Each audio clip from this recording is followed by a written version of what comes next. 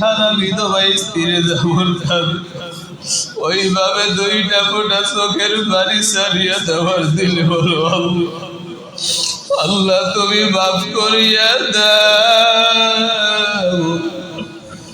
জামা ছিঁড়ে গেলে তো সেলাই করা যায়, জুতা ছিঁড়ে গেলে তালি লাগানো যায়, কপাল পুড়ে গেলে তো আর জোলা লাগে না। যার চোখে পানি নাই মনে কর বুঝি আমার কপাল পুড়িয়া গেছে, গুনাহের কারণে বুঝি চোখে পানি নাই। আল্লাহ তুমি আমাদের সকলের দিলটা নরম বানায়া দাও, সকলের চোখে তুমি কান্নাওয়ালা চক্ষু দান করো আল্লাহ।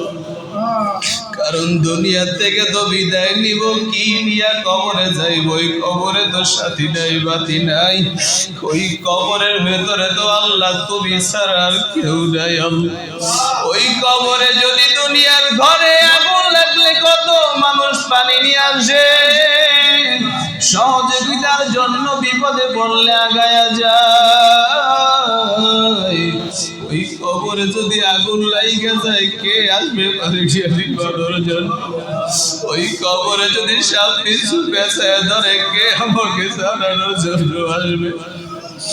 ওই কবরে যদি বিপদে পড়িয়া যায় বাঁচানোর মতো তো আর কেউ নাই। সবাই যার যার ঘরে গিয়া তালা লাগাইয়া দিবে, দরওয়াজা বন্ধ। যার যার ঘরে বাতি জ্বালাইবে, ওই কবরে যদি আল্লাহ তার আমার বাতি না জ্বালাই, ওই কবরে থেকে মুক্তি পাওয়ার মতো আর কোনো উপায় না।